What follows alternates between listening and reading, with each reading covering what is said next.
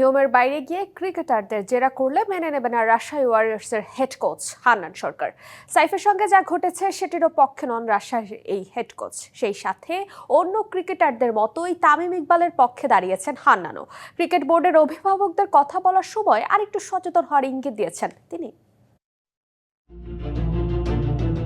বিপিএলে মাঠের ঘটনা ছাপিয়ে আলোচনার কেন্দ্রবিন্দুতে মাঠের বাইরের নানা ইস্যু। বিসিবির অ্যান্টি করাপশন ইউনিটের কর্মকাণ্ড নিয়ে এরই মধ্যে গুরুতর অভিযোগ তুলেছে ঢাকা ক্যাপিটালস। কিছু না জানিয়ে ক্রিকেটারদের রুমে ঢুকে যাওয়া কিংবা ম্যাচ চলাকালীন ব্যাটিংয়ে নামার আগে ক্রিকেটারকে জেরা করা, এসব কিছুই ঘটেছে ঢাকা ক্যাপিটালসের সঙ্গে।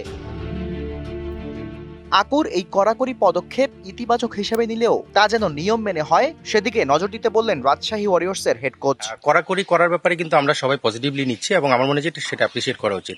বাট যেটাই ঘটবে, যেটাই ঘটানো হবে বা যেটাই দেখা হবে সেটা প্রসেসের মধ্যে থেকে, নিয়মের মধ্যে থেকে করা জরুরি।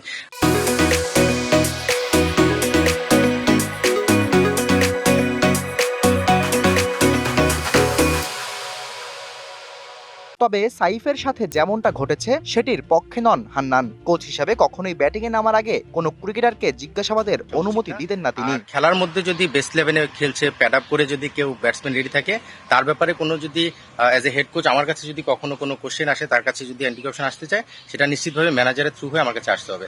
এবং সেখানে যদি আমার টিমে এই ধরনের সিচুয়েশন আসে, নিশ্চিতভাবেই আমি এটা অ্যালাউ করবো না। এদিকে তামিম বিসিবি পরিচালক নাজমুলের ইস্যুতে যখন তামিমের পক্ষে সব ক্রিকেটারদের অবস্থান, হান্নানও হাঁটলেন একই পথে। তার কাছেও ক্রিকেটার হিসাবে সম্মানটাই প্রাধান্য। এটা আমরা আসলে ক্রিকেটার আরেকটু সম্মান আশা করি সবার কাছ থেকে। সেটা নিশ্চিতভাবে আমাদের বোর্ডের যারা রয়েছেন বা ক্রিকেটকে যারা আমাদের গাইডলাইন হিসেবে ফলো আপ করেন, তাদের জায়গা থেকে আরেকটু সচেতন হওয়া উচিত আমাদের। Shahriar Hossain, TBC news desk.